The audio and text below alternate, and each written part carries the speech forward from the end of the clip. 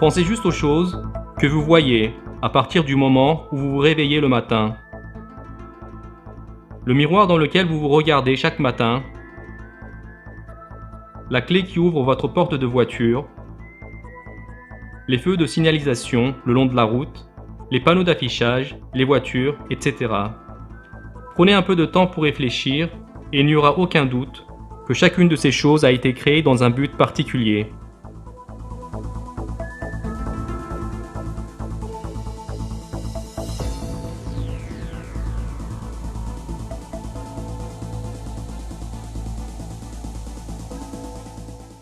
Personne ne pourrait dire que c'était une question de hasard, que tout était là où il devait être quand vous vous êtes levé le matin.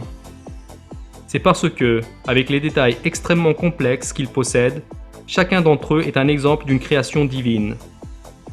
Qu'en est-il des gens que vous voyez marcher dans la rue? Ou bien des arbres devant lesquels vous passez sans prêter attention? Ou bien du chien qui court devant vous, des fleurs, du ciel au-dessus de vous? Pensez-vous vraiment que leur existence pourrait être due au hasard?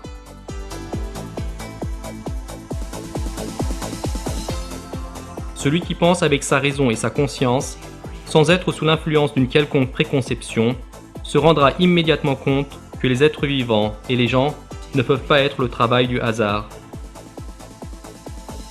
Ils comprendront que c'est Allah, l'Omniscient et le Tout-Puissant, qui crée tous les êtres vivants.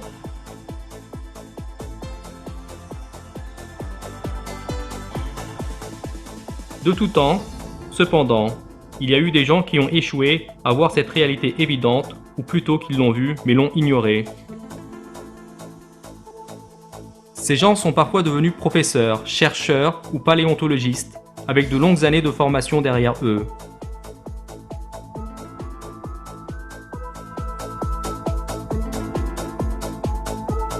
Ils prétendent que les arbres, les oiseaux, les nuages, les maisons, les voitures, vous-même, les gens, tout autour de vous, en bref, tout dans l'univers, animé et inanimé, sont le travail du hasard aveugle.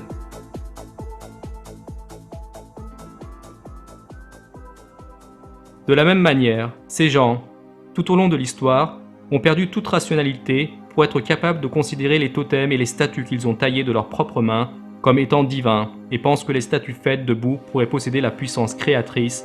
Ces gens qui considèrent le hasard comme entité divine sont exactement dans la même position. Allah se réfère ainsi à ces gens dans le Coran.